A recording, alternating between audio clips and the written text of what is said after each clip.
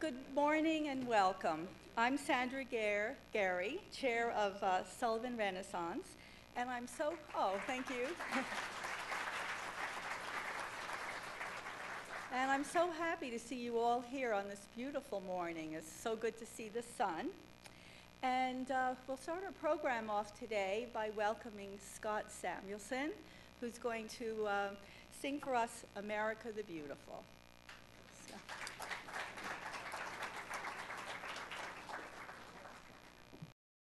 Oh, beautiful for spacious skies, for amber waves of grain, for purple mountains' majesty, above the fruited plain. America,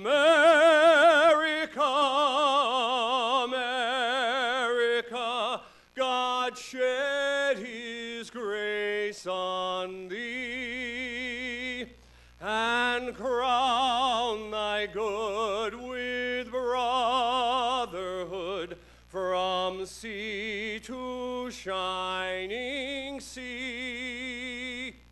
Oh, beautiful for patriots' dream that sees beyond the years, thine alabaster cities gleam, undimmed by human tears.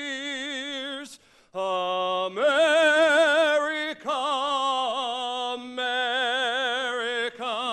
God shed his grace on thee, till nobler men keep once again thy whiter jubilee.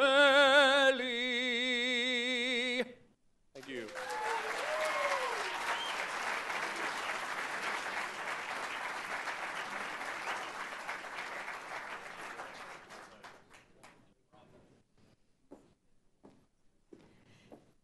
Well, that was wonderful, Scott. Thank you so much. What a great way to kick off our conference on a good note with perfect pitch and tenor. So thank you. Thank you. Well, ladies and gentlemen, for 11 years, you have been working very diligently, accomplishing great things. And as a result, we have seen many positive changes throughout Sullivan County in beautification and in community development that have occurred in small increments over many years. This has led to something much larger: pride, greater pride and community spirit in Sullivan County. We can feel the spirit now. We are more welcoming and inviting as a community, inviting to our neighbors and visitors alike. That being said, there is still much to do, and we at Renaissance have been working very hard this year developing new ways to assist with your gardening plans and needs as we raise the bar on beautification. We want to make your tasks easier. We are all learning to work smarter. We trust that after your stroll through the Expo, enjoying your coffee, attending the various workshops, and listening to our keynote speaker, Joe Lampel, you will walk away with a renewed enthusiasm and additional tools to accomplish your current beautification and long-term beautification goals. We are so happy that you are back, and we also extend a warm welcome to all those interested in our conference and expo today. Our hope is that along with the Renaissance Collection, which we're introducing today, with the guidance of the Garden Design Panel, and with our renewed focus on maintenance, you will have the tools to achieve full blooms, long-lasting sustainable gardens, brimming with flowers as we dress and accessorize Sullivan County with vibrant color this year. All of this takes teamwork. Actually, it takes a county, all of our residents, from our merchant discount participants to our municipal leaders, from our young people to our seniors, from our businesses to our private homeowners and seasonal communities, and all the many supporters that believe in our mission, such as John Bonasek, our senator, a great team player for Sullivan Renaissance and for our county. Please welcome Senator Bonasek.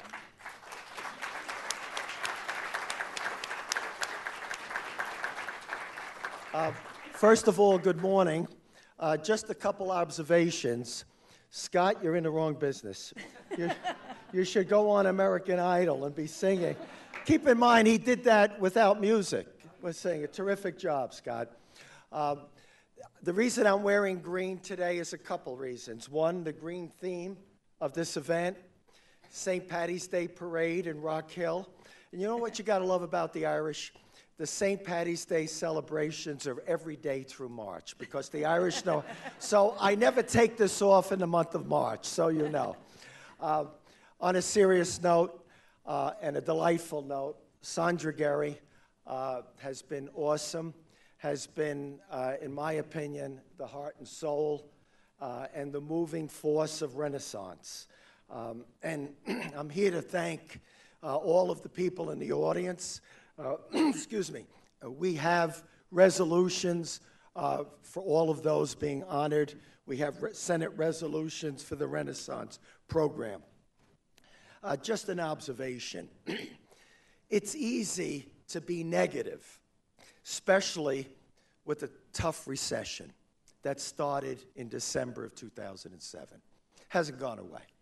And, you know, every day we try to do more and alleviate the pain on the constituents we serve.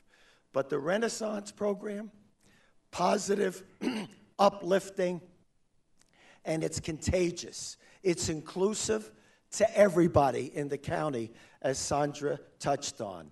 And I'm going to make a prediction, and I normally do not talk this long when I, give a couple remarks. I think it's going to be a breakout decade for Sullivan County. This decade.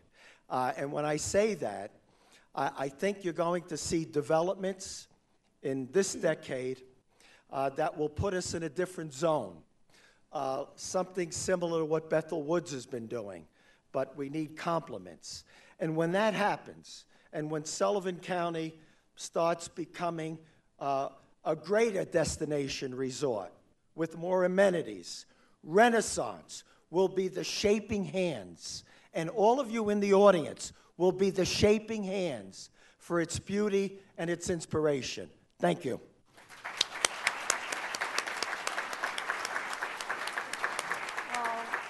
Thank you, John. Thank you very much. And if it takes a county, there is no one more golden than Aileen Gunther with her Golden Feather Award. Here in her behalf today is Minette Kramer, Aileen's legislative aide. Thank you, Aileen.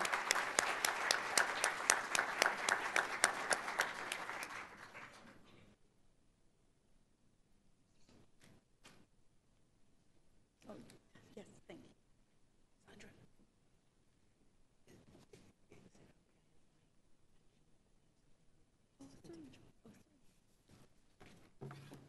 Good morning. What a lovely morning it is. What a wonderful place it is to come in the morning. And thank you for the wonderful breakfast. It's my pleasure to be here this morning representing Assemblywoman Aileen Gunther. I received a call from her late last night asking me to attend on her behalf and to extend her regrets for not personally being here due to a family emergency.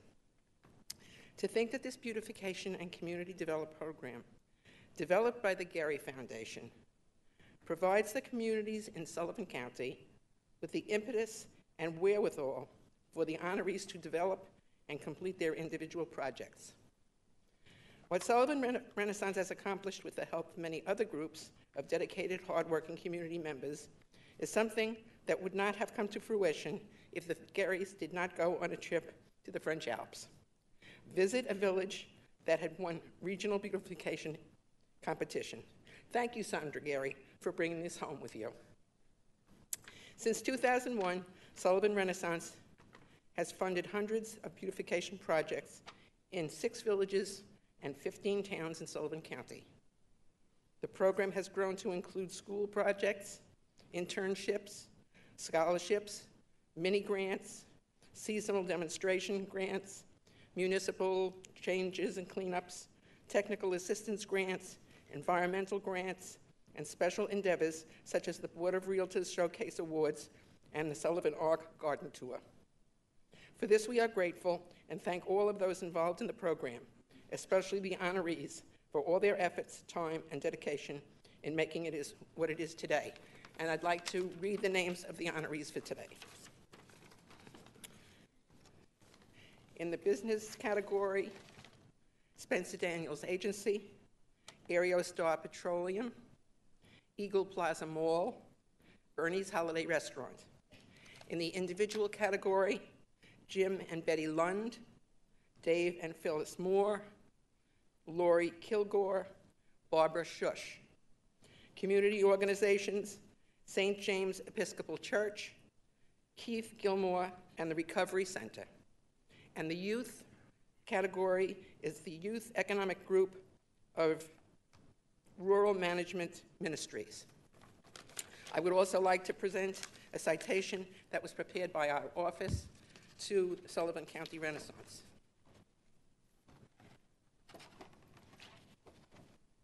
I'm not going to read the whole thing, but it's just congratulating everybody for what they've done and mentioning the names of the honorees. Individual certificates have been sent to the office, and I'm sure they'll get given to the proper people. Okay, thank you so much for letting me be here.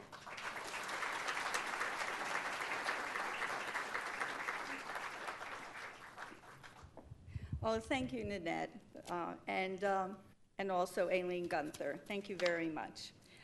Could we please welcome back to the stage Scott Samuelson, Chair of the Sullivan County Legislature, who would like to say a few words this morning.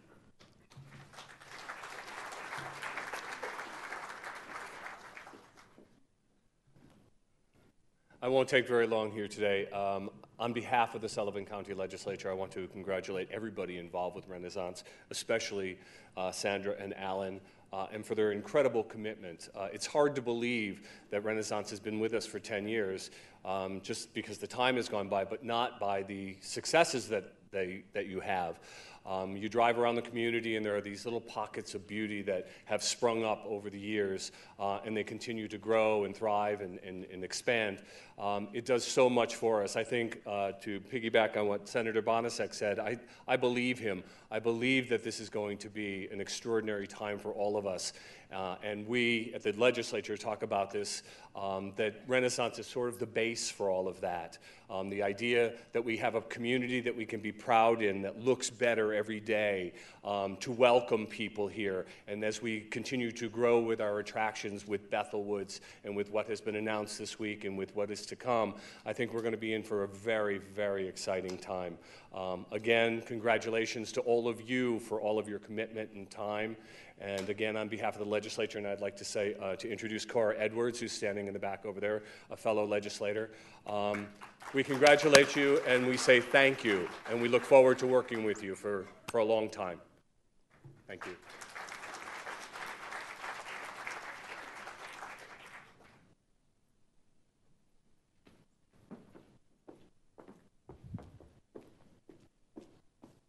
Good morning.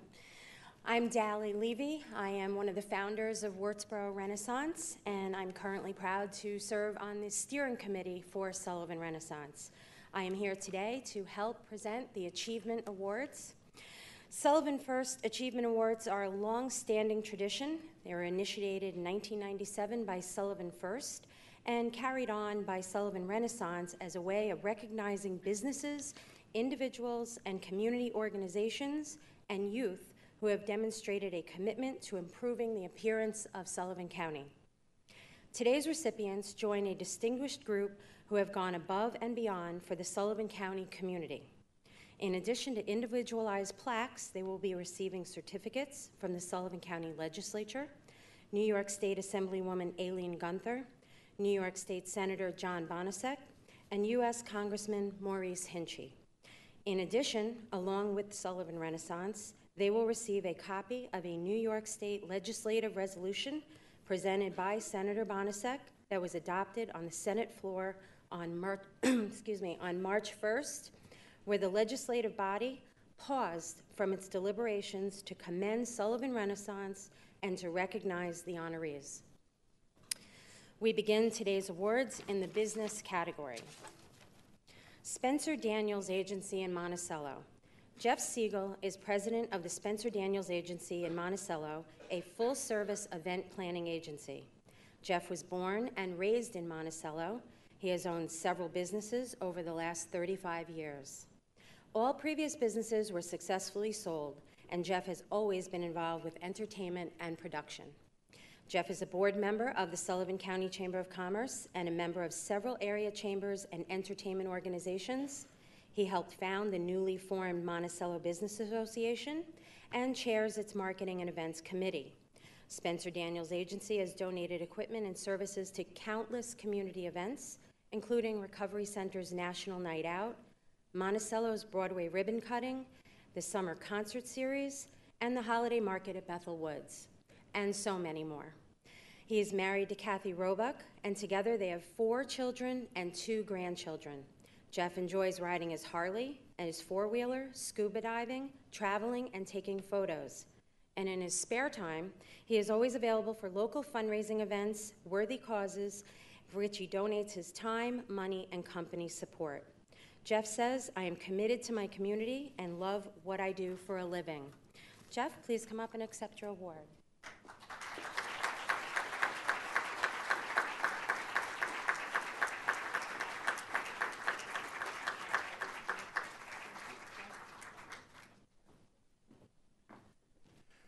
I would like to say thank you, and thank you to Sullivan Renaissance and all the other people, but it really is the people in Monticello and Sullivan County who have really helped get us to where we are. Thank you, everybody.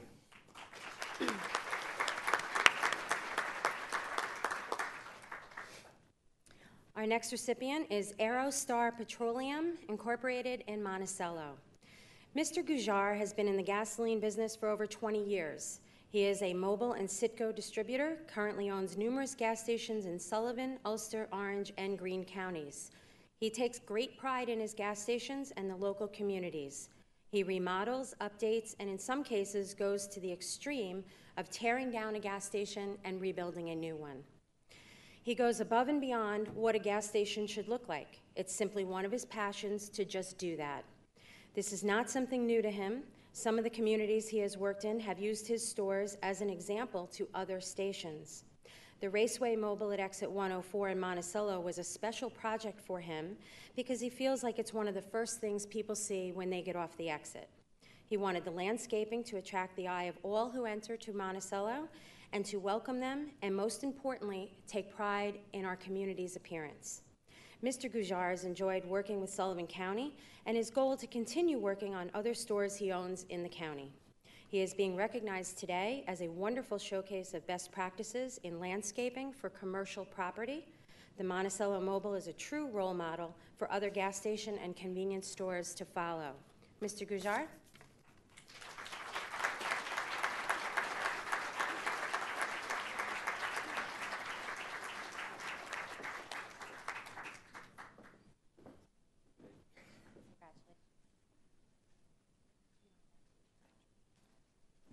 Thank you, everyone. Thank you very much.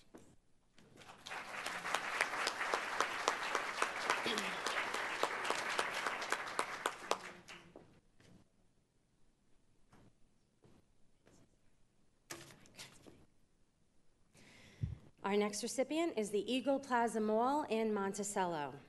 Mike and Vince Dollard own the Fitness Factory Health Club located at 36 Forestburg Road in Monticello. This year, they celebrate their 23rd year of helping people lose weight, get fit, and have lots of fun. Mike and Vince are lifelong residents of Sullivan County. They grew up in Rock Hill and attended Monticello High School. In addition to their business ventures, they were career educators. Mike retired from Sullivan County BOCES after 37 years. During that time, he was a special education teacher, teacher trainer, Director of Special Education, and for his last 16 years there, he was Assistant Superintendent. Vince was a science teacher for over 30 years. He recently retired from Monticello High School, where he taught earth science for the majority of his career. In 2004, the Dollards purchased the mall where their gym is located and named it Eagle Plaza. They immediately embarked on a major renovation project that included a new facade, enhanced lighting, repaved parking lot, and extensive landscaping. The design for the project was done by the late Ken Goldfarb, a prominent local architect. When the project was complete, Eagle Plaza received a Sullivan County Showcase Award for Best Commercial Renovation. Ever since the renovation was complete, Mike and Vince have been diligent in maintaining and enhancing the landscaping around their property. They knew that keeping Eagle Plaza clean and attractive will not only benefit the fitness factory, but also the 4 other businesses in their mall. Those businesses include Carmine's Meat Market, the Dry Cleaning Factory, Wanba Buffet, and the Euro Deli. One of the major features on the property is the landscaped island by the entrance to the mall, which includes a beautiful sign listing the mall tenants. Each year, Mike and Vince plant a beautiful array of flowers and other plants to give the mall a fresh, welcoming look. In addition, they recently planted a row of pear trees along the west side of their parking lot. Mike Dollard stated he and his brother have been inspired by what Sullivan Renaissance is trying to accomplish by striving to enhance the appearance of our county. They feel if they do their small part by beautifying and maintaining their property, it will become contagious and other property owners will do the same. Sullivan Renaissance will accomplish its goal and Sullivan County will find it easier to attract new businesses to the area. Eagle Plaza Mall is being recognized this morning for its continued enhancements and landscaping efforts. And we welcome Mike Bauer, right?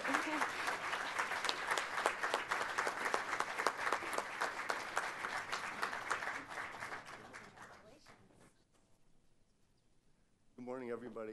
I just would like to say we're very flattered by this recognition, particularly coming from an organization like Sullivan Renaissance that has accomplished so many wonderful things around the county. And as we said in that little bio, we just hope it becomes contagious and other property owners and business owners will see what the other award winners are doing and what Sullivan Renaissance is doing around the county, and that it just keeps more moving forward in a positive direction. But thank you very much for being here. Our next recipient is Bernie's Holiday Restaurant in Rock Hill. Daniel Butch Resnick is the president and CEO of the Resnick Group of companies based in Mountaindale, New York. The center of the Resnick Group is Resnick Supermarket Equipment Corporation and Supermarket Parts Warehouse, Inc. They focus on remanufacturing, sales, and service of supermarket and restaurant equipment. With over 80 employees, Butch and his partners are one of the largest businesses and employers in the county of Sullivan. An additional retail and wholesale location in New York City serves the company's growing markets. A lifelong resident of the town of Fallsburg, Butch has taken the profits earned in his businesses and consistently reinvested in his community. Following his father's lead in Mountaindale, Butch is an avid real estate investor, often taking dilapidated and abandoned buildings and renovating them into upscale workforce apartments.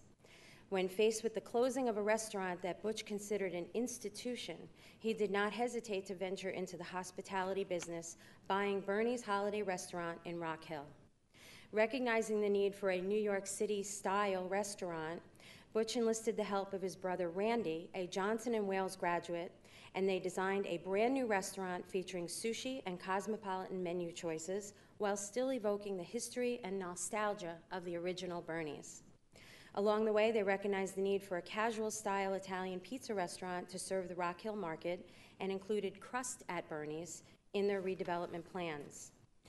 Less than 6 months after beginning renovations, Bernie's opened to large crowds and positive reviews.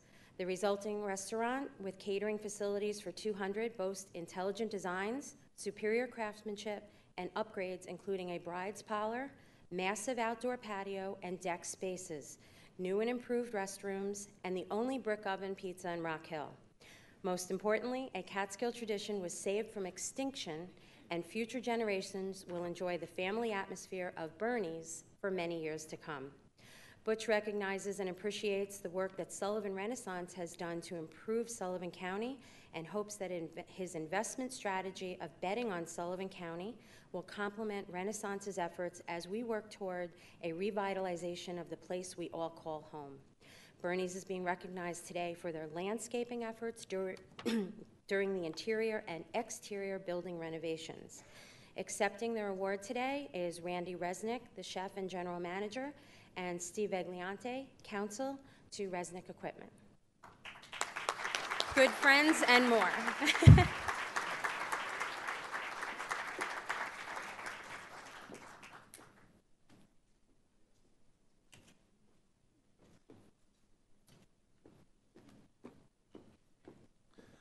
Well, thank you, everybody. We appreciate this award. We're honestly very touched by the fact that our work is being appreciated by a bigger group than just ourselves and our designer, who we pay to do all the work. But we are definitely looking forward to doing more, and we hope that Sullivan County flourishes. And we look forward to doing more projects in Rock Hill as well as around the county. Thank you very much.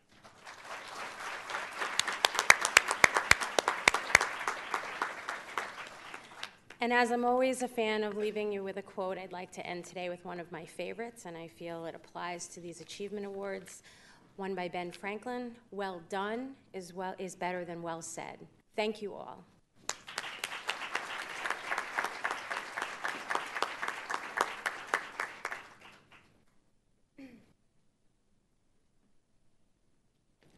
I'm just taken with the fact that gentleman, Randy, comes here with his attorney. Is he afraid of us or something?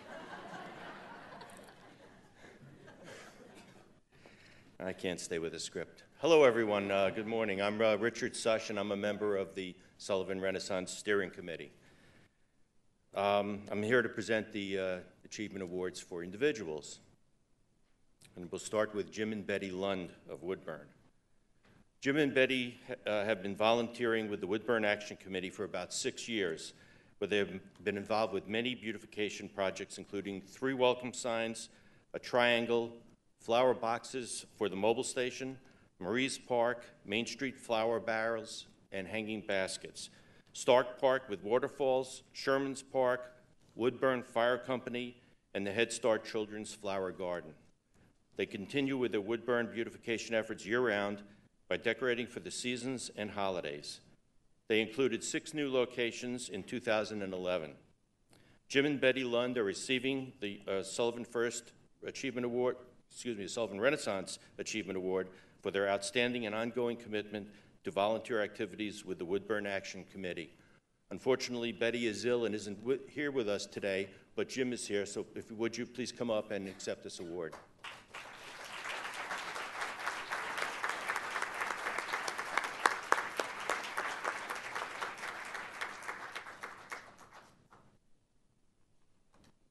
Thank you, Richard. You're welcome. Commander-in-Chief gave me a speech, so I'm so sorry that my neck condition and MS and the meds that I am on enable me not to be here. We want to say thank you to Sandra, Gary, for your vision, foresight, and commitment that has inspired all that worked on their projects throughout the county. Betty and I, along with the Woodburn Action Committee, want to thank Richard Earing for keeping the walking path and keeping Marie's Park free of the mountains of garbage. Thanks Eddie Brown, Ralph English, Heather Brown, Pete Smith, Howard Sweat for your help when we needed you. Charlie Edwards, Andrew Kolansky, and Kathy Haas, our interns over the years.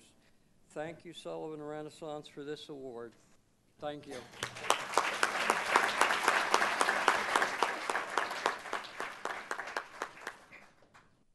Dave and Phyllis Moore of Neversink.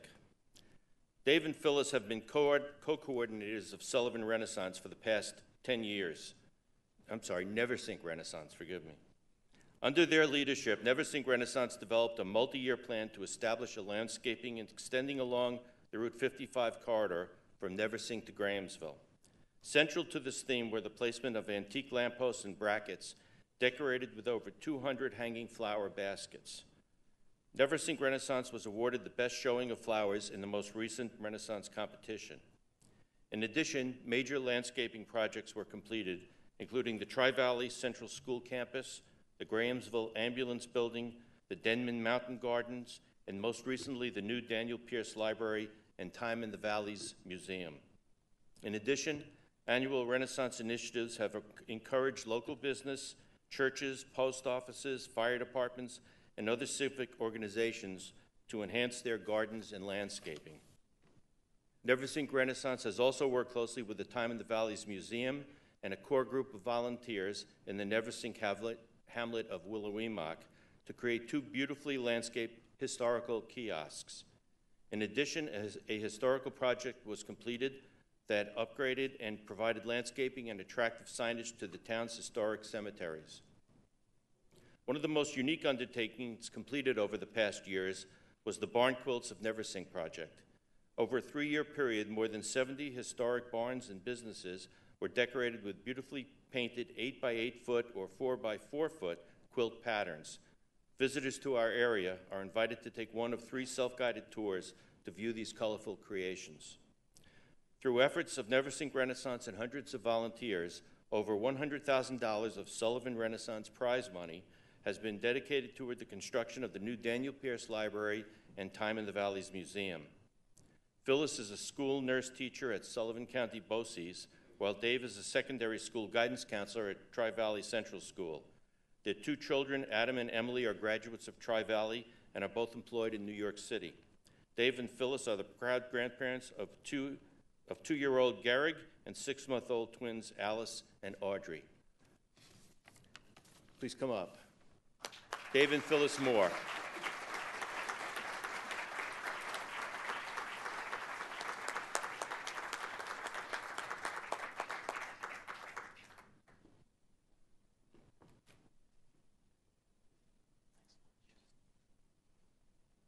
Our sincere thanks to Sandra Gary and the rest of the staff from Sullivan Renaissance. We've been really privileged to work very closely with them over the last 10 or 11 years, and are really grateful for the hundreds of volunteers and groups within the town of Neversink that have been working with us throughout this time, and we really appreciate your support.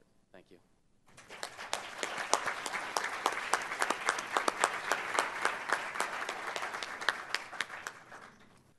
This next award recipient is very special to me. I've known her since she's a little girl, and it's just a real thrill to see her come up here and be recognized. Lori Kilgore grew up in Monticello. She received a bachelor's in art education and a master's in painting from SUNY New Paltz.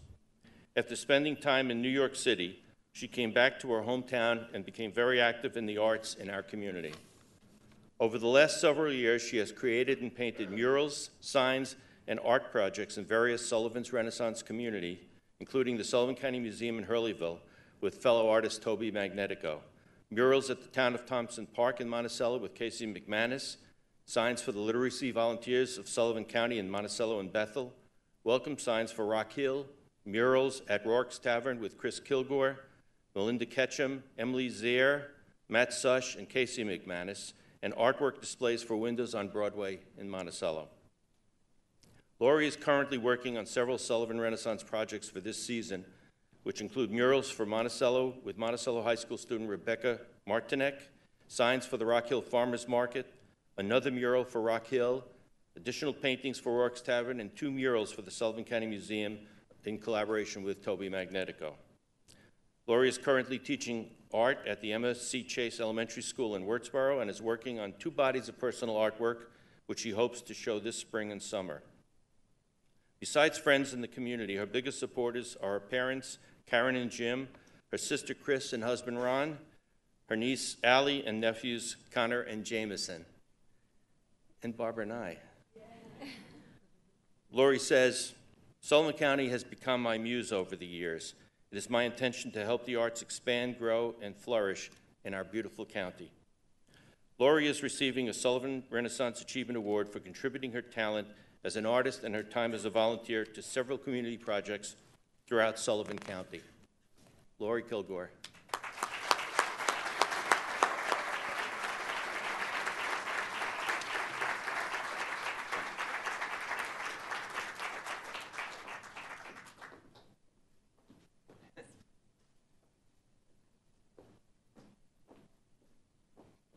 Thank you. This is a real honor.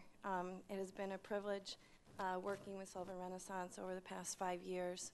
And I'd like to take this opportunity again to thank my parents, my family, and my friends, and the community for all their support. And especially Renaissance for allowing me the opportunities to share my passion of painting of the arts with our community. And I'm looking forward to another season, a very busy season of painting. Thank you.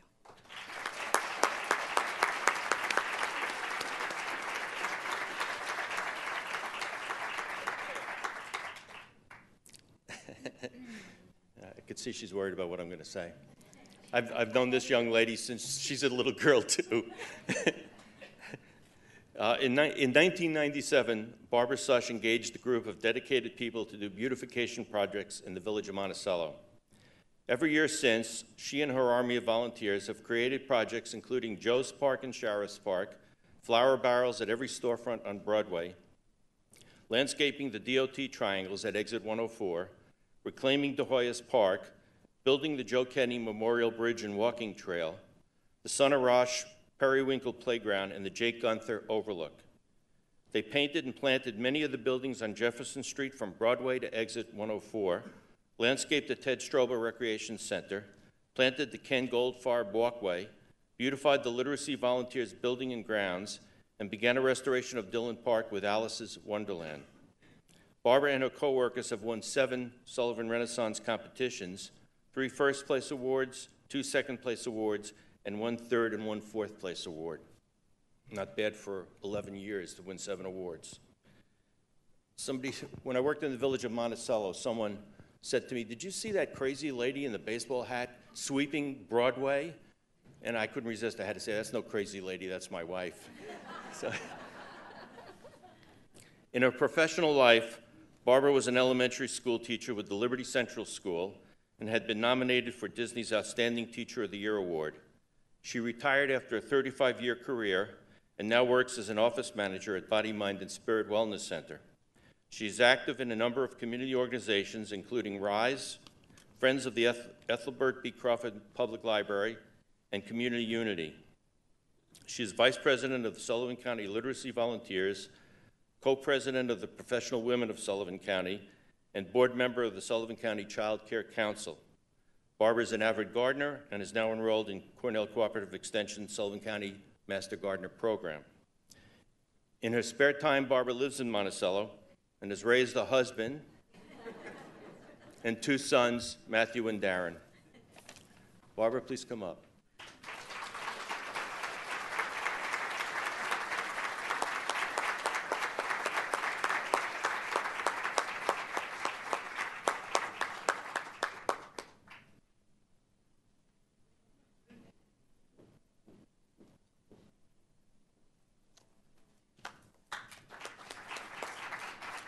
Thank you. First of all, I'd like to thank Sandra for showing us what we're all capable of doing. Your vision has really spearheaded an entire community project where we all can see what we can do when we work together. And just looking out at the audience, I see so many people that contributed to this award. Without you, it could not have been done. And you. Thank you. I also have to say something to Glenn. When I first started this project, you brought over a gentleman to me, and you said, "I'd like you to meet this gentleman, Manny. He's very interested in horticulture." So Manny and I became friends. Glenn did not tell me Manny had just gotten out of prison for murdering his wife.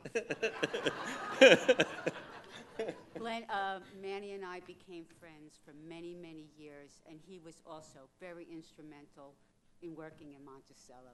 So thank you.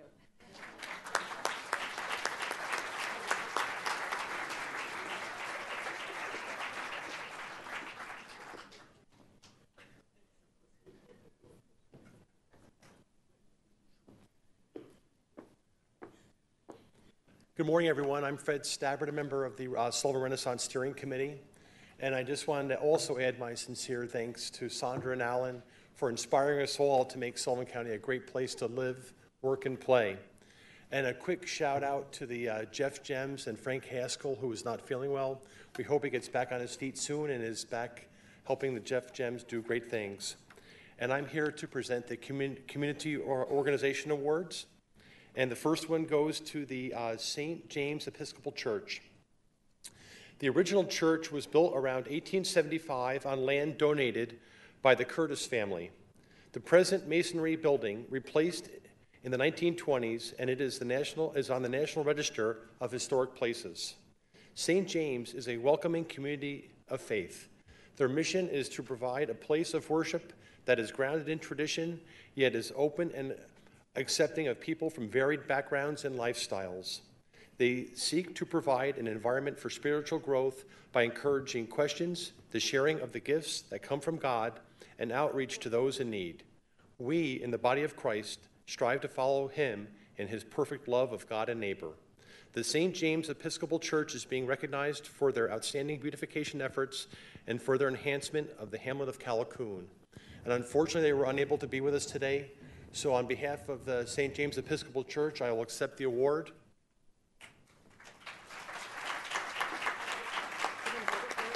And I will speak on their behalf, although I'm not a member of the church. It was great seeing them out there all the time. They were right on one of the main streets of Callicoon. And the groups of people that showed up to plant the flowers and to make the garden was very, very inspiring. So that was very, very nice. And our second award winner comes from Monticello, and that is Keith Gilmore and the Recovery Center. Keith Gilmore is Director of Facilities and Client Training at the Recovery Center. He has lived in Glen Spey for the past 22 years, and he was the owner of Eagles View Contracting and is currently starting up Keith Gilmore General Contractor. Keith Gilmore has worked in his current position at the Recovery Center since 2006. Besides keeping the 6 different buildings maintained, repaired, and in compliance with federal, state, and local laws and regulations, he also facilitates the Client Work Study program at the Recovery Center. Keith states, "This is the most rewarding aspect of my responsibilities and where the Recovery Center and Sullivan Renaissance have formed a great alliance." In addition to his own Renaissance projects at the Recovery Center, Keith and his crew have built the planter boxes and helped with new gardens at Hudson River Healthcare, the Boys and Girls Club, and St. John's Episcopal Church on St. John Street in Monticello.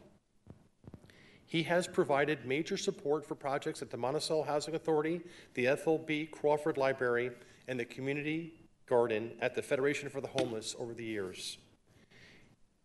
He also put his heart into preparing the space for the Youth Windows on Broadway's art installation last summer.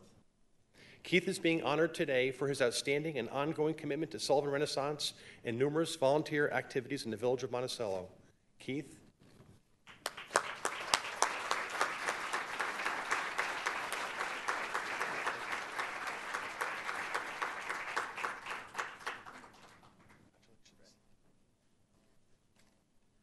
Thank you. I'm honored to be able to work with these wonderful, dedicated professionals that Sandra has put together. It makes it so rewarding, and I look forward to it. I truly look forward to it. It has worked so well for me at the Recovery Center. I can't express how important it is for those volunteers at the Recovery Center who help. It makes such a big deal, a big difference in their lives, and I'm just so grateful to have the opportunity. And I'd just like to take this time to thank Sandra and Alan for saving Sullivan County. Thank you.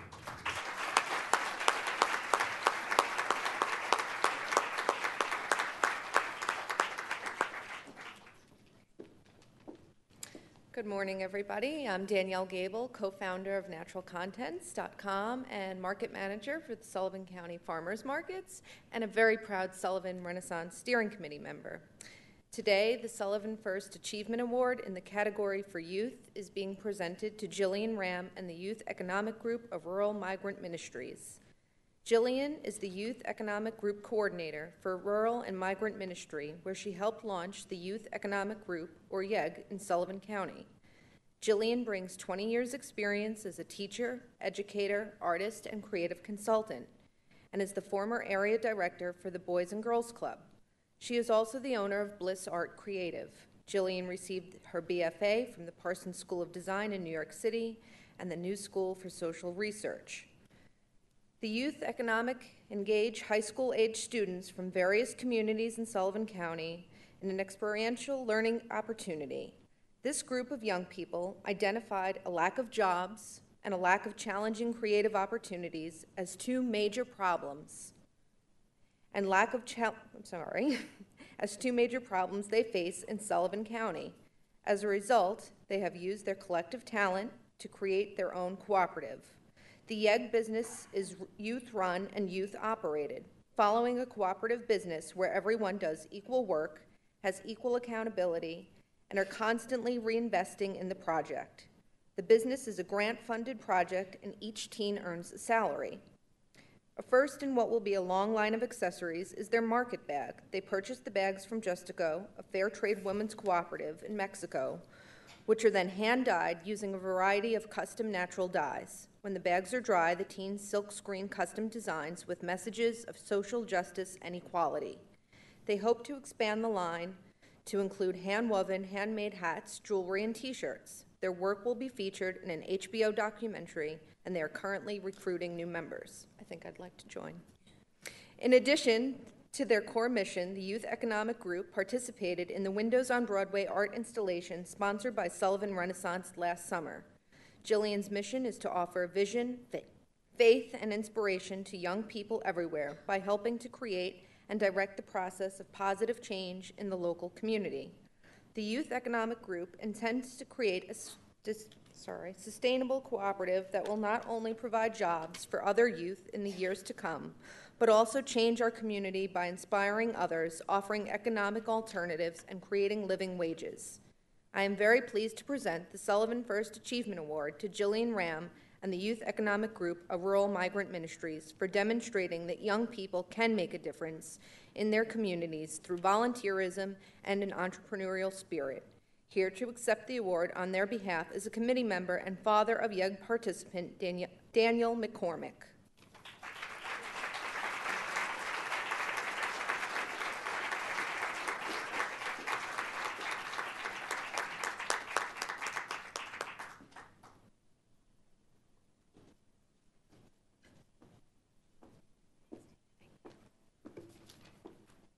I just want to say thanks on behalf of the youth and Jillian and everybody at the Youth Economic Group and the Rural Migrant Ministry. They're a tremendous group of kids. They really have a powerful vision, and with everybody's help in the community and, of course, Sullivan Renaissance, I believe that they can succeed in their mission and their goals. So thank you so much. Goodbye.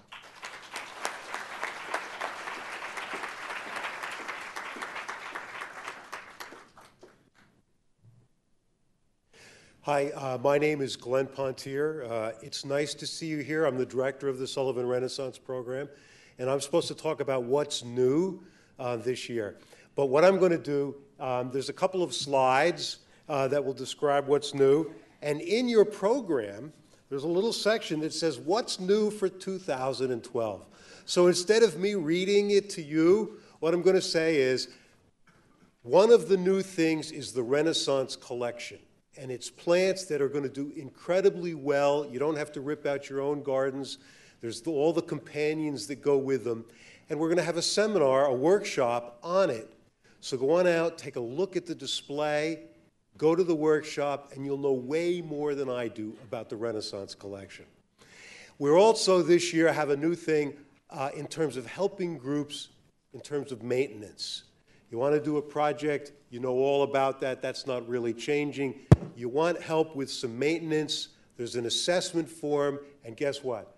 There's a workshop on how the maintenance program is going to work. So sign up for that one, and you'll know way more about the maintenance program than I do. And the last new thing we're going to do this year is have in September a tour of the winning projects. And what that will do is allow all of the groups that have won at the end of the competition to show off their projects, and it will be an example of the best practices to all the rest of us. So I'm going to take that tour, and then I'll know more than you guys do. With that, I want to ask you all to like us.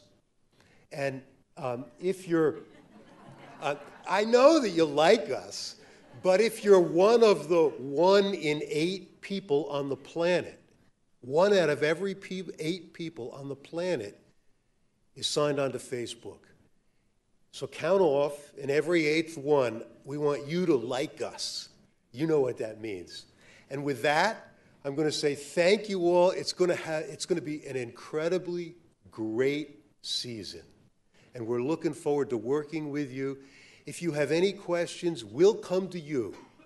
So we'll come to your community day or night, or we'll invite you here and we'll answer any questions. And in between time, we'll use Facebook and the telephone.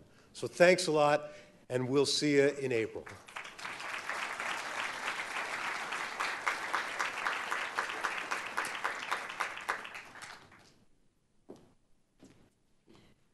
So now we get to our keynote speaker. Last October, Sullivan Renaissance was invited to participate in a panel discussion at the annual conference of America in Bloom in Washington, D.C.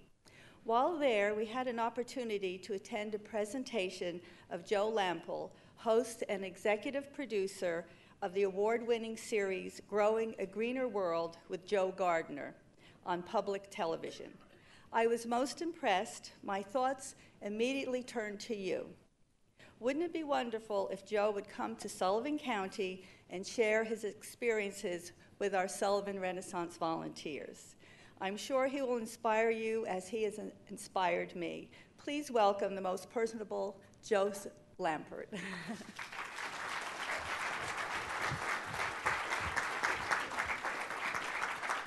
Thank you. Thank you, Sandra. Good morning. You know, you hear people when they get up to speak in front of an audience, they say, well, it's an honor to be here. And I have to tell you, it is really an honor to be here. I'm sure I probably say that all the time, and I've never meant it as much as I mean it right now. I'm from the South. I live currently in North Carolina, and I will tell you, in the short time that I've been here, my friends and neighbors down there could certainly get a good lesson of true Southern hospitality that I've been extended by all of you. And my only regret now is that I've booked my flight out of here for this afternoon.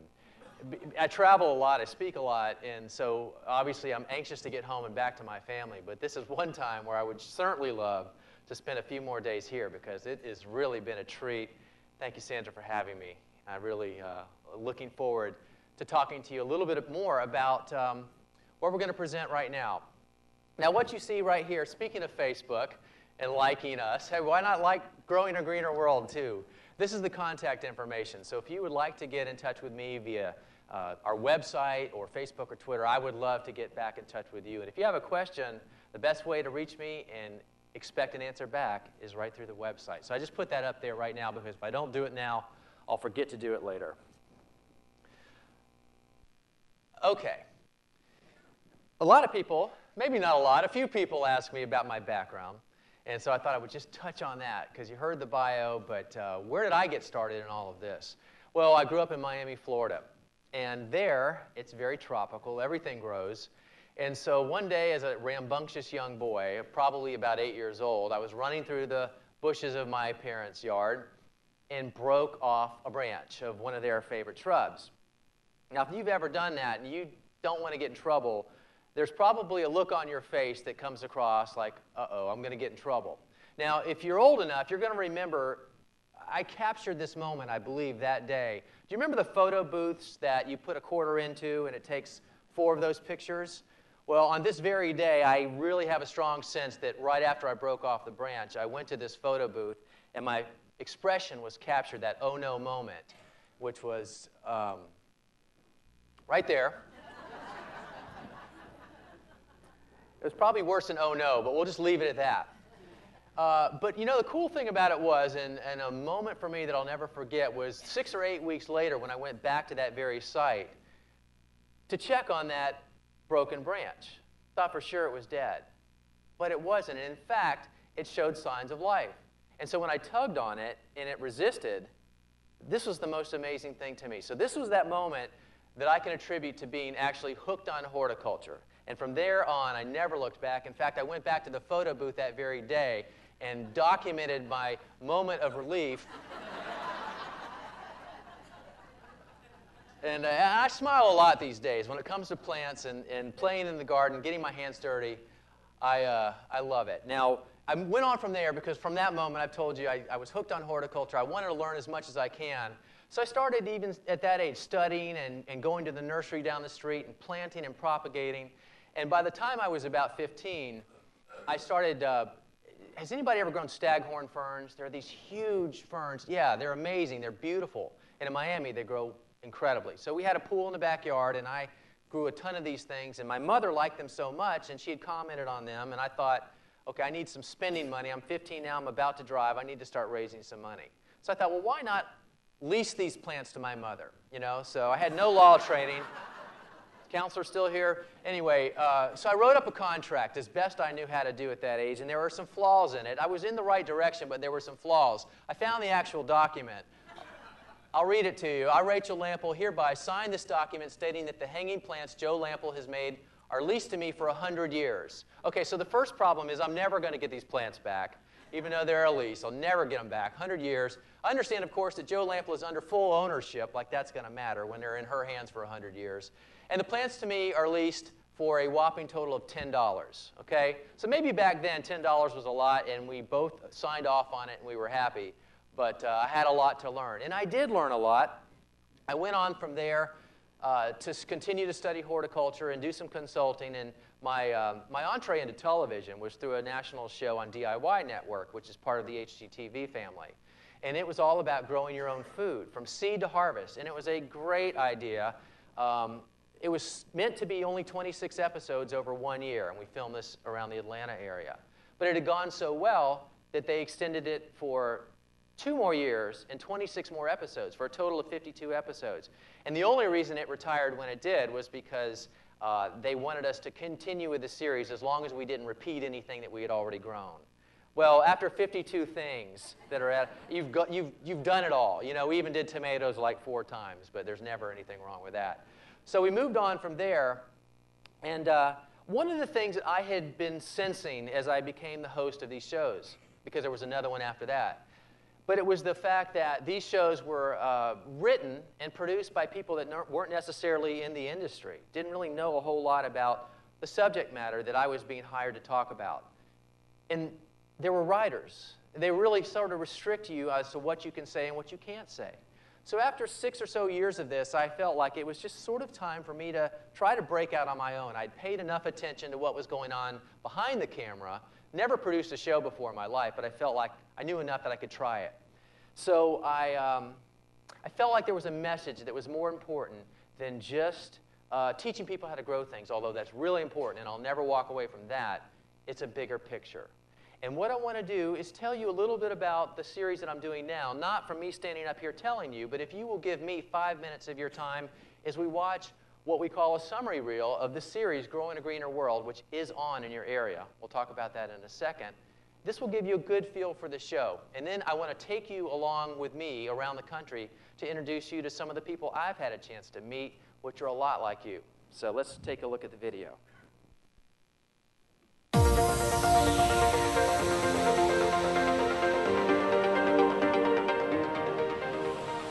Growing a Greener World is a series that travels the country, telling the stories and celebrating people, places, and organizations doing great things for the planet, but with an emphasis on gardening.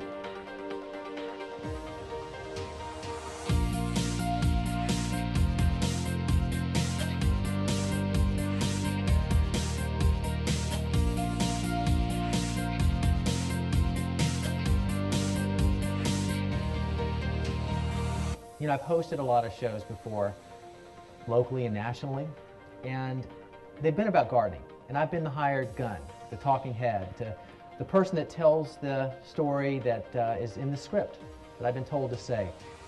And although I'm passionate about gardening, and I know a lot of other people are, there's a bigger message, and it's about eco-friendly living and environmental stewardship and things that may not be pertinent to people that aren't so interested in gardening, but they really care about this planet. And as a host of other people's shows, I really never had that opportunity to talk about it. So I thought the time had come for me to go ahead and do my own thing and create a show that does just that. And that's what we did. So we presented the idea to American Public Television, APT, and they liked it. And we went from coast to coast, north to south, east to west, from January through September in 1 year, 18 states, 36 cities, finding those stories and having a chance to really bring good things that people are doing into other people's living rooms, and then blogging about it and writing about it and going on Facebook and Twitter and really connecting with an audience that may not turn to the television as soon as they walk into the house, or may not go out to the garden because they don't have one. Maybe they live in the city, or maybe it's an apartment. And maybe they're curious about gardening, but that's not their priority.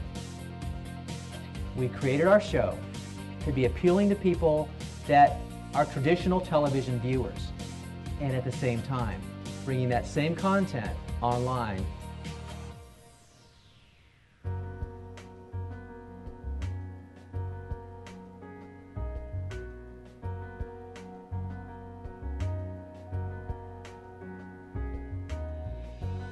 Having gone to so many places, I'm often asked, what was your favorite show? That'd be a hard one to answer because we've been to some really great places, but there are a few that come to mind. Will Allen's Growing Power in Milwaukee, Wisconsin, what an incredible man, and the story that he's telling. The Edible Schoolyard in Berkeley, California, it's an amazing place. Secretary Vilsack's The People's Garden in Washington, D.C. Wow. And then Maria and Maya Rodale at the Rodale Institute, personal heroes of mine. And that's just 4. We did 26 of those episodes, so it'd be hard to pick a favorite. We're really excited about every one. The other thing that I wanted to do with this series was make it fun, make it inviting to people of all different preferences for how they get their information. Of course, the visual appeal with high-definition cameras and more than one, oftentimes 3. But on top of that, we like to have fun, and I think that's really important. I think our passion comes through, so we put together a great crew, and in every show we had fantastic outtakes, we laughed a lot, and we worked really, really hard. But because we all love the work that we do, we had a blast with all the stories that we told. We're filming stuff. Hey, this looks pretty good on TV. Maybe I should be on TV. The man did dress well. Where is that coming from? Woo-hoo-hoo! We made it, baby! Being ready, Yeah. bees. Yeah. Right now you're Can't compete seeing. with this. You're seeing. They got something going on. I know. You're seeing the garden.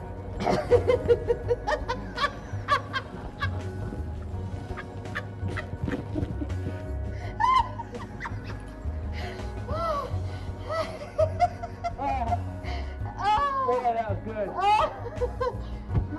I don't need dinner now. I often think back on all the places we've been this season. And it's pretty humbling.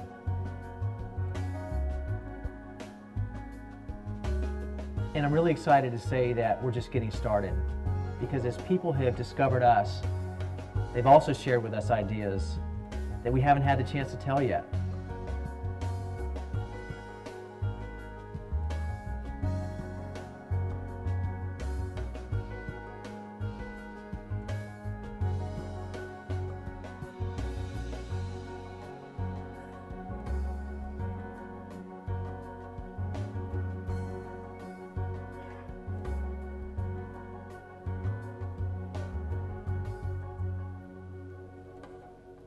Okay, thank you.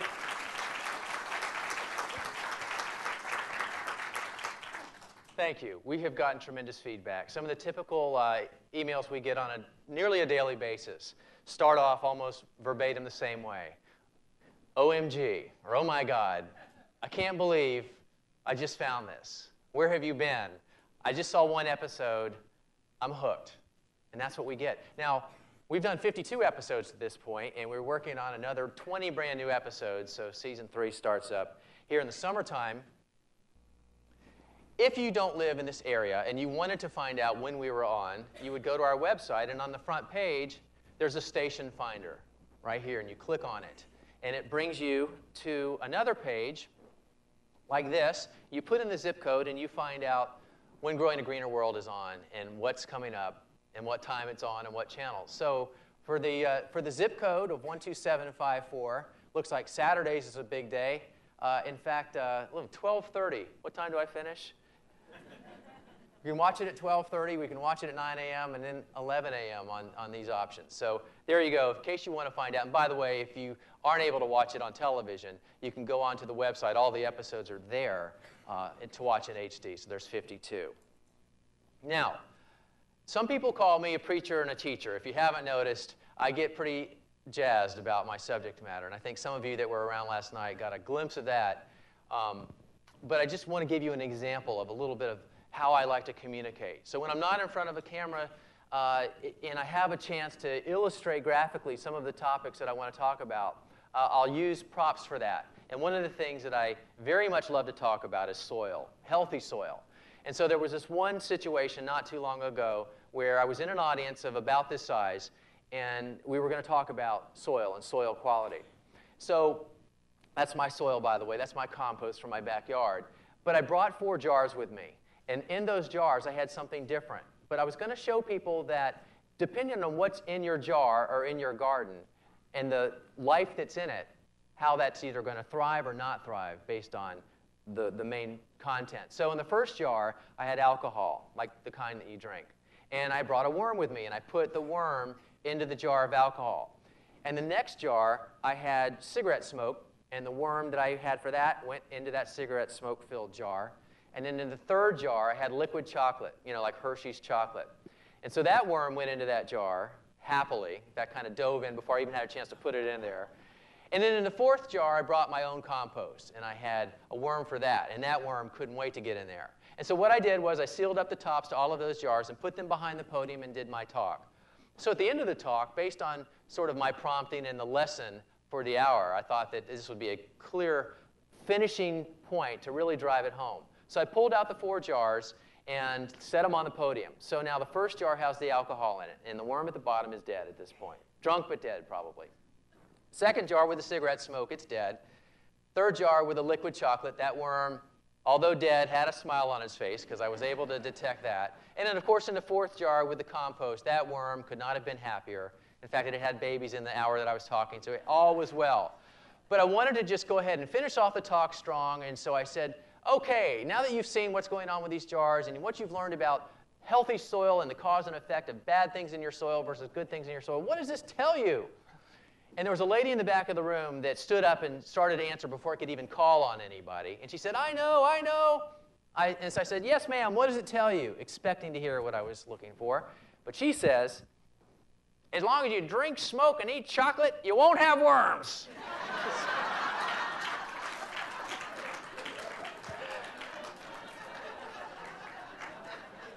We finished strong, all right, but it wasn't quite the way that I had pictured finishing.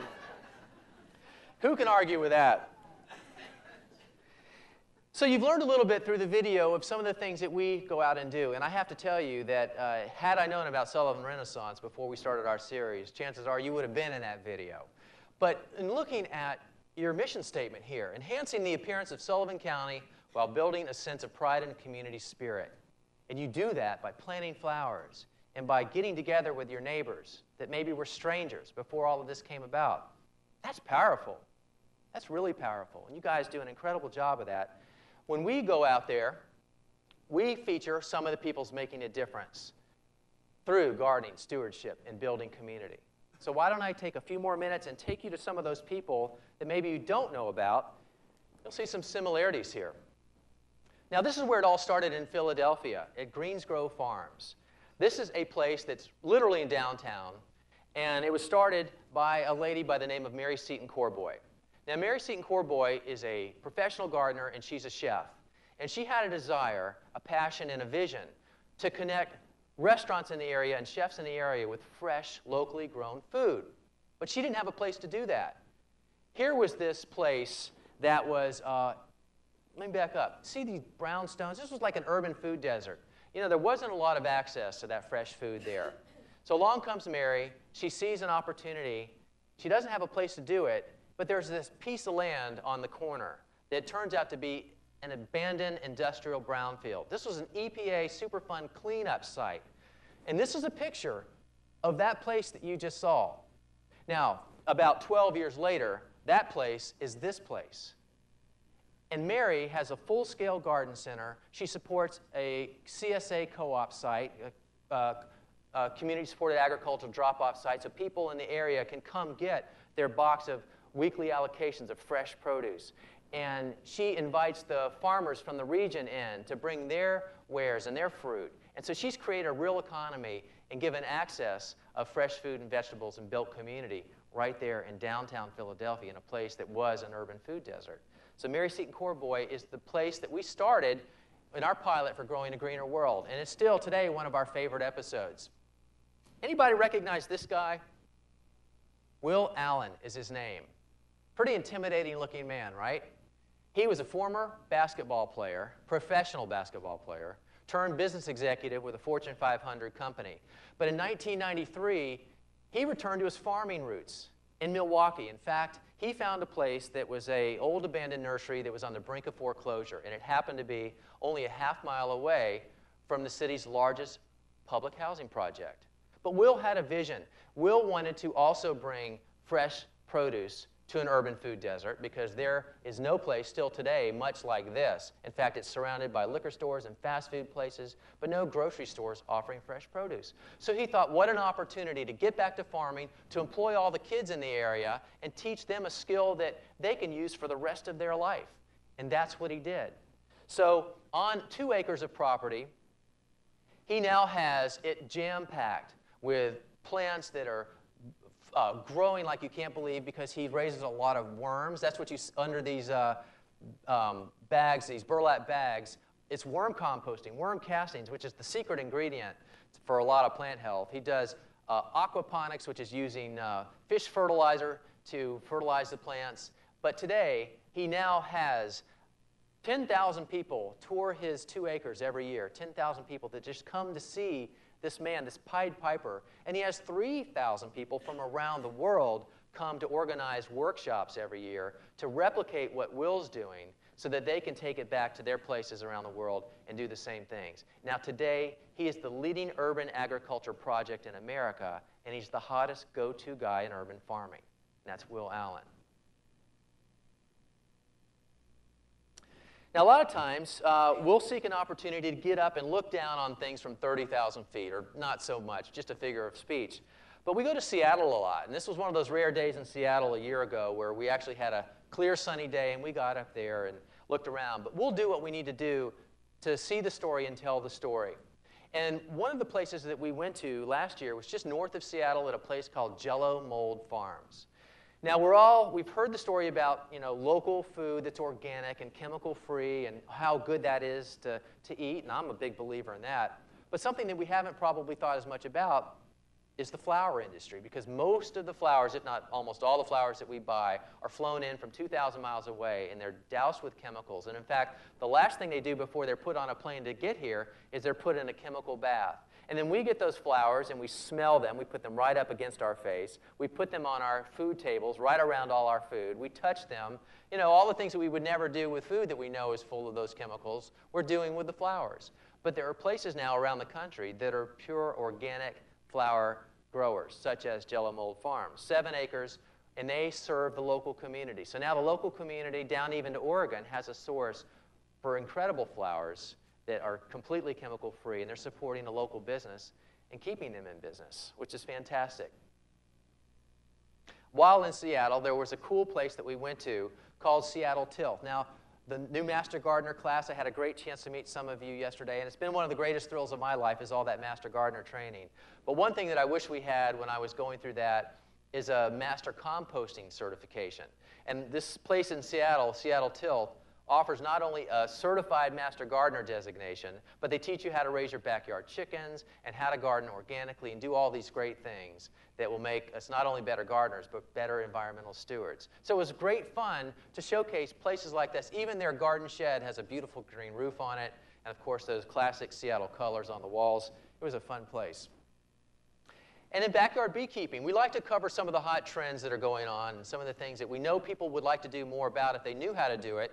So we'll go tell those stories. And Seattle is just a hotbed for places like that. And one of them was Corky Luster and his company called Ballard Bee Company. The cool thing about this, if you happen to live in the area, and the good thing is you don't have to live in Seattle anymore for this because there's a lot of industries like it, or a lot of companies like it. Corky will go set up a beehive in your backyard. He'll bring it to you. He'll supply everything. He'll come take care of it. He'll check on the bees, make sure everything's fine.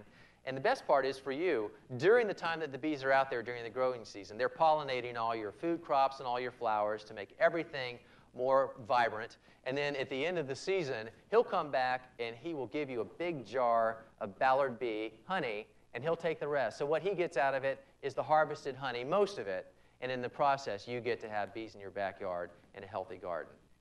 Yeah, and with colony collapse disorder these days, there's a big risk that we're seeing with a big drop-off in honeybees, which are directly responsible for two of the things I must have on a daily basis, chocolate and coffee, okay? And bees are directly responsible for the pollination of that. So we need to protect our bees, and this is one way to do it. Okay, this is a neat little industry that's popping up. Brad and Colin in Seattle as well, and then we'll get away from Seattle. But while we're there, I thought I'd tell you about these guys.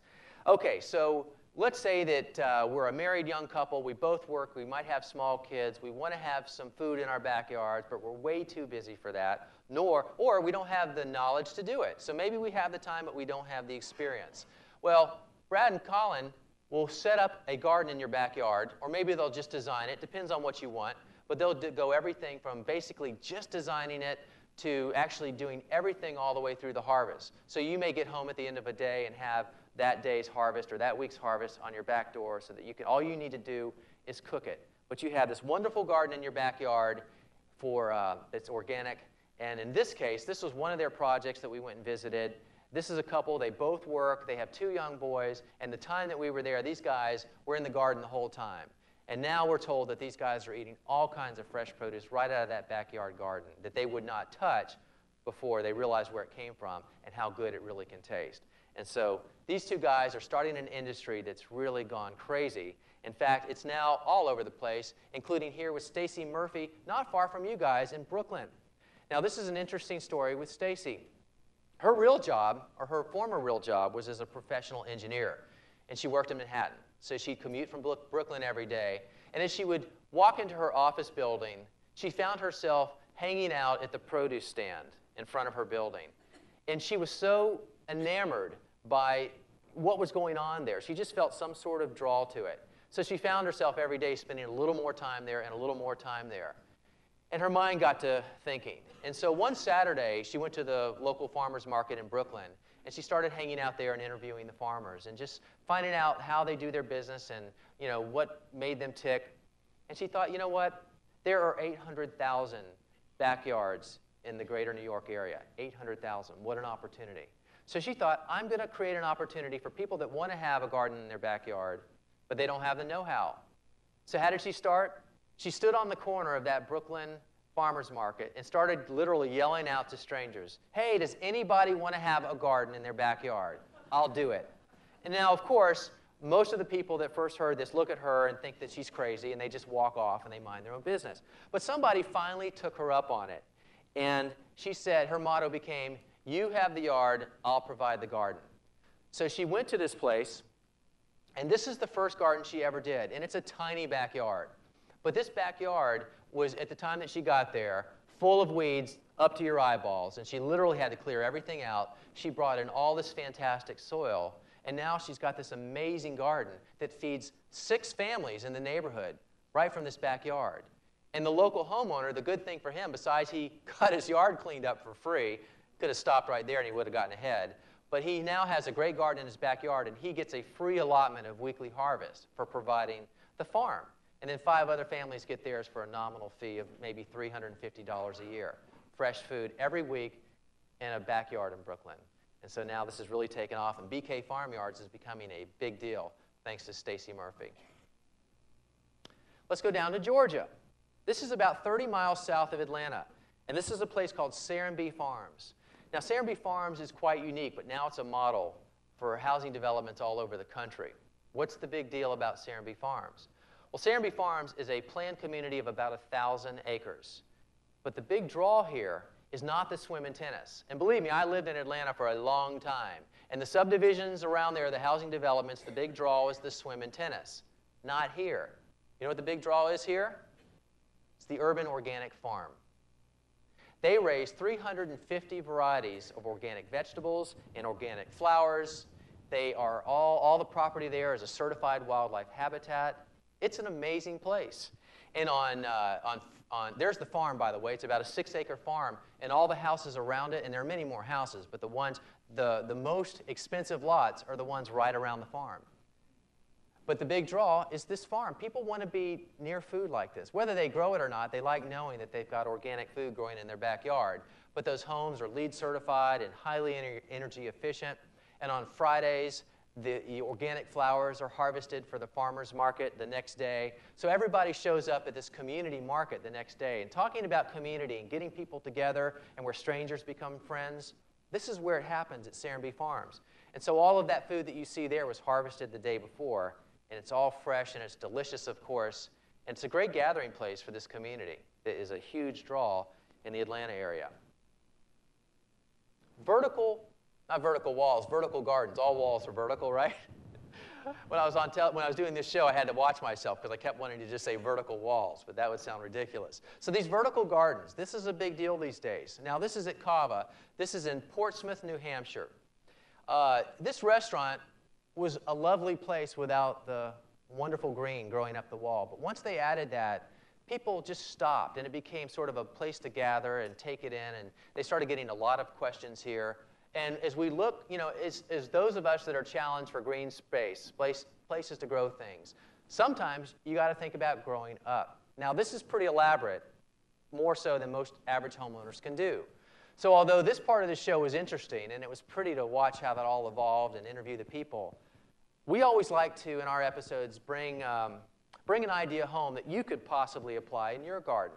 So this wouldn't probably be what you would do, but perhaps maybe this is what you do with a pallet garden. Now, much more scaled down, but these two guys that lived in LA that were in the film business had a place in Asheville, North Carolina. And they wanted to clean up the backyard, and they wanted to have food right outside their back door. So now they got this pallet, and we had the idea of just filling it with some potting soil, putting a backing on it, filling it with edibles, and mounting it against the wall. And so now for the entire growing season, they can walk right outside that screen door, harvest some herbs, harvest some vegetables, and take it back in and cook. And they have told us since then that because of this, they've got neighbors that are stopping by that they never knew before. You know, this thing about food and the envy of the neighborhood and this curiosity to see how they're doing this. And this is one of the most visited pages on our website now, is how to create this pallet garden at home. But obviously there's a real interest and a real demand for this. And Monty and Kai were one of the first that we knew to do it. Okay, you know what these are, right? These shipping containers, they're everywhere. But what do you do with them after you're through with them or after their intended purpose? Well, this guy that came up with podponics came up with a great idea. This is in Atlanta, Georgia as well. Anybody have any idea what's going on inside of those shipping containers? Garden, mushrooms. Somebody say marijuana? No. Although that probably is a great application because you can't see what's inside. Well, this is what's going on inside. It is all this amazing lettuce that's on the property of a restaurant right there. So we've already talked about having the desire for local food right out your back door. Well, in an urban environment like any town USA, where do you do that when it's all paved over? Well, this guy that created this idea was one of these tech guys who made a lot of money in his early ages. And he had some time on his hands, and he had some money, and he had a great idea. So he developed a hydroponic growing system that allows the food that's sourced to grow right there in your property, so you're not having to get it from 1,500 miles away. You're not having to till the soil. You're not having to put synthetic chemicals and pesticides there because you have a controlled environment. And he created this high efficiency lighting, and he recycles the water, and now we can go there and make this incredible salad 50 feet away from where it's grown and have a great way to do that. So this is now something that's really taking off all over the country and giving people an opportunity that they never had before. And now they're going to power this with some solar power and some more efficient ways on top of what they're already doing. So it's pretty neat to see what's coming here, and that's podponics. Okay, another one of your neighbors, Britta Riley in Brooklyn as well. Love this story. Okay, so here's Britta, who really has this hunger for greens in the wintertime. She lives in a one-bedroom apartment with one tiny window, but she's a pretty smart gal. She's an engineer as well. And so she thinks, what could I do to grow food so I could at least have something fresh and green in the wintertime or any time right in my own apartment? So she got together online and she shared her idea with, it turns out, about 20,000 other people who were really interested in this. And they started collaborating. And they created this hydroponic growing system, that's growing something without soil, so that she could have fresh food growing. And she did so well that she created a storefront in her neighborhood that has her systems because she really kind of perfected it. And so what you see there is her company, windowfarms.org, and those white bottles there are basically coated 2-liter soda bottles stacked up, and there's a little pump that pushes the nutrients up to the top along with the water, and it drips down through, so they're always hydrated and they're always being fed some nutrients. And then she gets to pick that and eat that all the time. Now, it's neat to see it from the street view. It's a cute building, and it's really interesting to see that. But what's even more interesting is when you're on the inside of the building and you're looking out at the street, what you get to see, and it's all the people that walk by. And they're looking in because they're so curious about this. And then, you know, they want to get a really close look, and this went on the whole day that we were there filming. But you have this incredible lettuce and these herbs that you just can't get over how good they are. And this is an opportunity now that anybody can do. But the best part of the story was that although this system was very efficient and it worked very well, you know how we always want to make things better. So with her online community that she had established of 20,000 people, she went on to a website that you may be familiar with called Kickstarter. And it's a way for, if you have an idea and you need funding, but you don't know anybody with a lot of money, you just throw your idea out on this website along with a video, and you say, hey, can you help me? This is my idea. So Britta did that with her Window Farms project. She said, I've got this idea. You might know about it, but I want to make it better. Here's how I want to make it better. And if I could raise $50,000, I can do it, okay? So if you're surfing the web and you go to this website, you'll see that, and you might want to contribute $1, $5, $10. It's just everybody, it all adds up. But the cool thing about what she did at the very end of her video, she said, and you know what? There's one more thing. If I could raise $200,000, I could provide this system and make it all in America. The whole thing could be made in the USA. Now, whatever money she raises, if she raises her minimum goal, she gets all the money. If she gets to $1 short of her minimum goal, she gets nothing. So it's very important that she gets to that minimum level.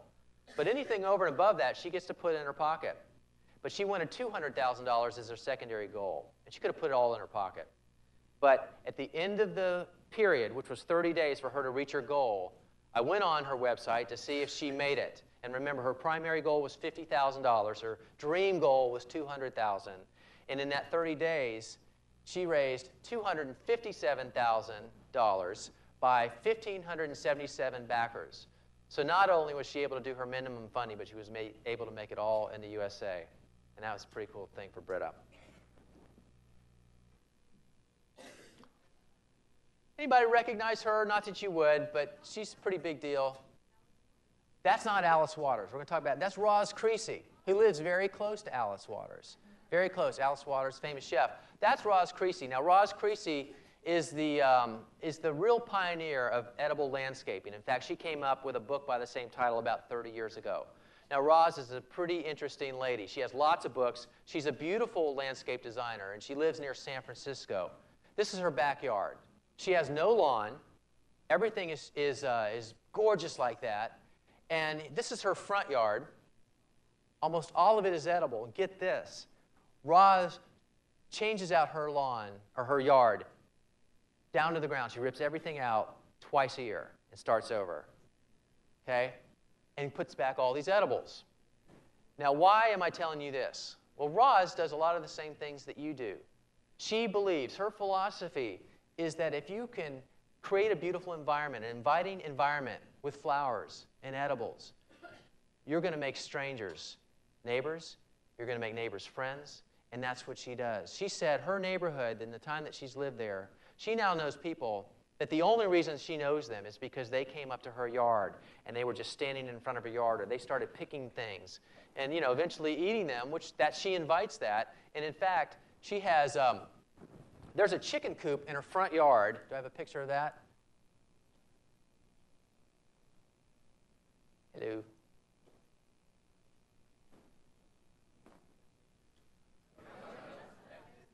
There, thank you. So she's got chickens. They're in her front yard. Not her backyard like mine, but right in her front yard. And she found that by having them in the front yard, that was another magnet to draw people in, especially the children in the neighborhood. So now every year, one of the other annual rituals that she does is she grows wheat in her front yard. And all the neighbors, on a certain date, every time of the year, they come harvest the wheat, they thrash it. I mean, I've never done this, so I don't know all the terms. But anyway, by the end of the day, they've taken the wheat that's come from the ground, and they've baked fresh bread, and they sit around and break bread together as neighbors. Pretty neat. This garden is the garden of somebody that, if you're old enough, you know this person. Not directly, maybe, but this guy has been in your living room a lot. Now, in his heyday, he was seen by 200 million people a week. He is on in 38 countries, television-wise. He sold over 15 million books. He's traveled the globe 28 times in his career. He cooks. Does anybody know who I'm talking about yet? Yes. Graham Kerr, the Galloping Gourmet. This guy is 78. He looks great. But do you know something interesting about Graham? He has been around food his entire life. But until 3 years ago, he really never was involved in where it came from. He's only become involved and passionate about gardening in 3 years. But now, this man who is in the public spotlight almost all of his life and one of the rock stars of the world, now all he wants to do is build community right there where he lives in Mount Vernon, Washington, with his neighbors. He has no interest in going on Oprah and Rachel Ray, which he gets invited to all the time. He now is a firm believer that if you plant more food, grow more food, and share more food, you're going to build community.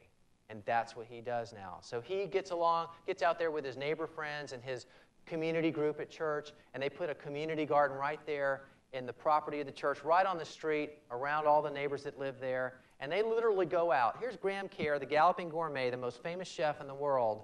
He preceded, No, not Emerald, Julia Childs. And he's out there now taking flyers door to door, inviting people to come garden in that community garden on the church property. But he's a big believer that food is what builds community, and gardens is what builds community.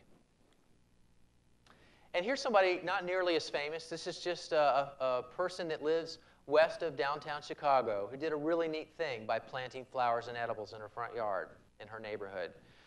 She had a neighbor that was a single mom on the brink of foreclosure.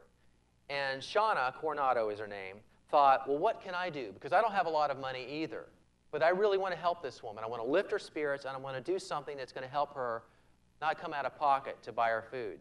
So what did Shauna do? She planted an edible garden in her front yard that's so ornamental that a lot of people don't even know that it's an edible garden. But she decided to dedicate her front yard vegetable garden to that one person. And because of that, she was able to keep that, or at least contribute to helping that single parent not go into foreclosure, because all of the food that comes out of that garden goes down the street to her family. And in the process, she's made great friends with other people on her street that she didn't know. So she's built community through flowers and food. I have to tell you about this person. I'm probably her biggest fan. Teresa Lowe is my co-executive producer for my show. She lives in Los Angeles, and in fact, she lives about 2 blocks from the Los Angeles International Airport. You could probably throw a rock and hit one of the planes that flies overhead. But Teresa Lowe, I didn't know 3 years ago, but we kept in touch on Facebook and Twitter. But we had a chance to meet at a common event one day, and I was so inspired by her vision and her passion, our like-mindedness, that next thing you know, she's not only working for me, but she's my co-executive producer today. But look at this backyard of hers. Her whole yard is 1/10 of an acre, and this is her backyard, so obviously it's a lot less than that. But in that, she plants 55 varieties of culinary herbs, over 50 varieties of vegetables, 15 espaliered fruit trees. She composts all her waste. She has 4 backyard chickens where she gets all her eggs. She cans and preserves the harvest. She shares the excess with her neighbors in the food pantry down the street.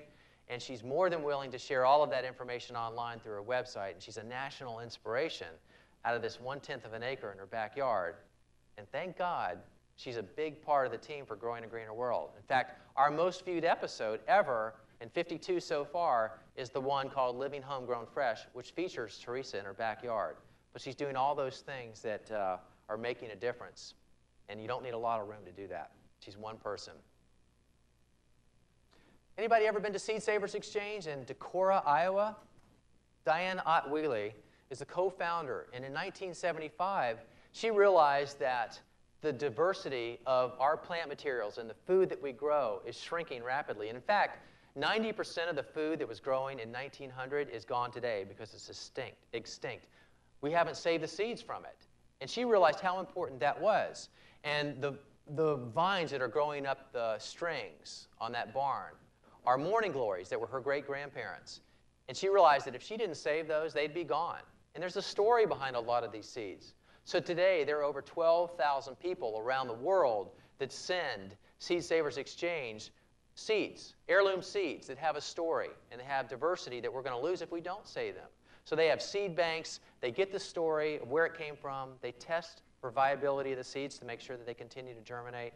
And then they put them in safekeeping in 4 different places, including on the campus at Seed Savers in Iowa. But it's people like Diane that are making sure that the seeds that we've enjoyed today will continue to be available down the road.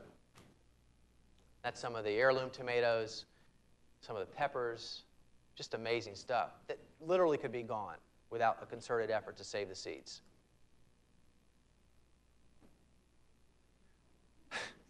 One of the hottest phenomenons going on right now is with young farmers. And we've sort of touched on that a little bit, the youth movement and their desire to get back to agriculture.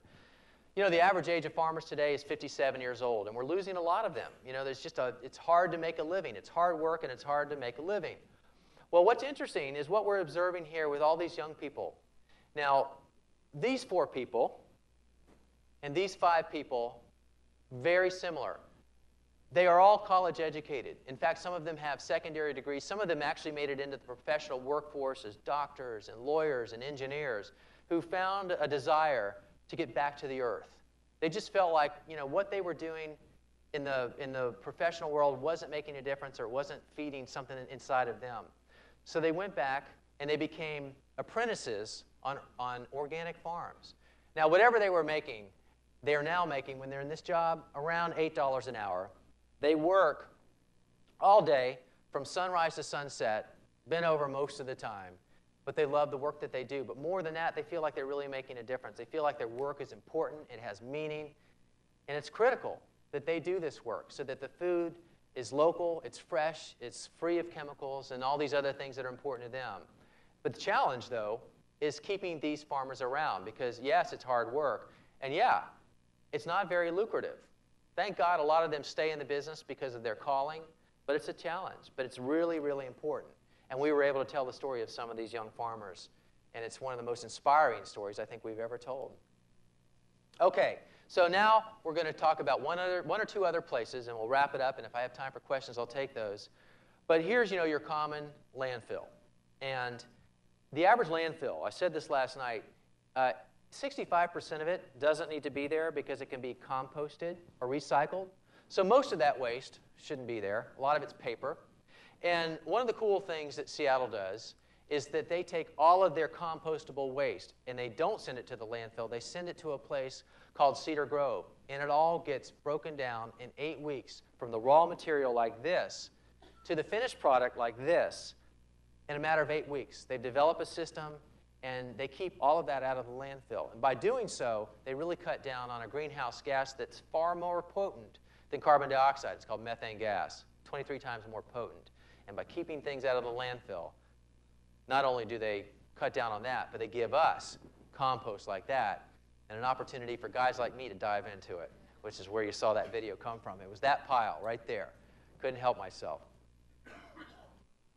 And the Edible Schoolyard in Berkeley, California. This is where Alice Waters comes in. Alice Waters is that famous chef who lived right near this school, which is Martin Luther King Middle School in Berkeley. And she would walk to work every day to her famous restaurant, Chez Panisse, and she would see this 1 acre of land on the school property that was totally overgrown, just a mess. And she felt like there was such a missed opportunity there for a school garden. So she talked to the principal one day, and she shared her vision on how great would that be as a schoolyard garden. And not only that, but then let's someday, if we can get the funding, create a kitchen connected to the garden where we can hire a chef, that these students, they get a lot of their education in those outdoor classrooms without walls, but then they come into the kitchen where all that food is harvested and brought in, and now we continue the lesson. We talk about the history. In this day, they were making pasta, okay? But they had to learn about Italy. They had to learn about the origin of pasta. They had to get their history lesson in. They got some math in. They got some nutrition in. And then the best part was, of course, the dessert, or in this case, the pasta that they made. They got to eat it at the end of the lesson, which happened in all of less than an hour. But these kids can't get enough of this. And today, this is the model for the world for edible schoolyard gardens. And it's right here in the U.S. A great inspiration. And then they finish their food, and what doesn't get eaten goes back to the compost pile, so it goes full cycle, which is how it should happen. And in West Milford, New Jersey, about an hour from here, is a guy by the name of Gary Oppenheimer who founded an organization called ampleharvest.org. He was a community gardener. Here's his community garden. And one Friday night, this was their aha moment. One Friday night, they had a bounty, more produce than anybody needed and more than they could give away to their friends and their neighbors. And they felt like, what a waste if we just put it in the compost pile. This needs to go to other people that are hungry. So they thought, well, how are we going to do that? Let's contact the food pantries. Well, you know, it wasn't that easy. It wasn't that easy to find the food pantries beyond their immediate one. And on top of that, when they did, because they said, hey, we got this bounty of produce we want to donate, those food pantries weren't geared up to take perishable food because they didn't have the refrigeration and the cold storage to keep it alive for very long. And it would have rotted before their recipients came in to get it. So what did Gary do? He said, you know what, that's an easy fix. I don't know how to fix it yet, but I think we can do it online. So he created a website called ampleharvest.org. And all you do is if you're looking for food, you go in and you type your zip code in, and it brings up food pantries who have registered, and it says, hey, you come here on Saturdays at 10 o'clock, and we'll have all the food that you need, all the fresh produce. So now as a gardener, I know that I'm supposed to drop it off on Friday night, and by Saturday morning at 10 o'clock, it's only a few hours old, so it hasn't rotted. And now people that need that food can not only get their canned goods and their non-perishables, but really fresh produce that's grown right in their communities. So you're connecting neighbors in need through ampleharvest.org. Two more things. Speaking of food, this is Jeff Lowenfels in Anchorage, Alaska, talking about one person doing a cool thing that not only affects your community, but now affects more than just the U.S. He created Plant a Row for the Hungry. So without any government intervention, he just said one day on his radio show in Anchorage, Alaska, he got word that there were some people that were really hungry and needing some fresh produce, and where could they get some? So Jeff said, hey, everybody, all my listeners, why don't we all just plant a row for the hungry? And everybody that was gardening dedicated one of their rows to the food pantry. And they took it to Beans Cafe, this place, this local restaurant right there in the city. And that was the go-to place for people that wanted some fresh food to go get it. And now, because of this, and this is about 15 years old now, Plant a Row for the Hungry is not only a U.S. national program, but it's expanded all over. But in the U.S., since then, they have planted and donated 16 million pounds of food, which translates into more than 60 million meals, just by planting an extra row from one guy's idea in Anchorage, Alaska. And then community gardening. This is really important. I have an opportunity to put in major gardens for Fiskars all around the country. And these gardens are big. They're like $100,000 projects that happen in 8 hours. And this is just one. This was in Portland. So in this particular garden, there were 20 beds that were each 20 by 20 feet. And so in that day, we start from a blank slate, or even less than a blank slate. We have to clean up the mess, get the place ready, put the raised beds in, add all the soil, and get everything ready. It's a big deal. But as the designer and as the overseer, I'm always looking around. And so as this day progressed, we had crazy weather. We had rain and snow and sleet and hail, lightning and thunder, and sun, all in a day. But the weather got progressively worse as the day went on. But something caught my eye that I just couldn't shake. And it was this little girl off to the side with her mom. And she was obviously really anxious. I mean, she was helping the garden come together.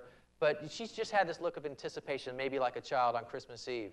And when we gave the green light where everybody could go that was going to get one of these gardens, could participate, this mom and this little girl couldn't wait to get in that garden. And you can tell from the rain, all the water in that bed, what kind of day we had. But the thing about this is, and why this is important to me, is something that was shared earlier in one of these awards, is that, this is our youth. And here we are as parents and grandparents. And these kids, without an opportunity or a place to go like this, or an edible schoolyard, or maybe it's us as mentors, they're going to miss an opportunity because most of these kids don't have a parent that gardens because we're working. A lot of us, both of us are working, and we don't have the same kind of environment that we had where we learned from our parents or our grandparents. But when you have the dedication of community volunteers to plant flowers and edibles and create community gardens for our future, our kids, the opportunity there is tremendous. And just look at the expression on her face. And I see this all the time now because I'm so involved in these community garden projects. But this really is our future. So I could go on and on, but I'm not. I'm going to stop. Just what I want to tell you here is that, as I started to say at the top of this session, had I known about you guys before we started filming, I bet that some of your stories would have been in the makeup of this. I think I've been invited back. If not, I've invited myself back. Thank you.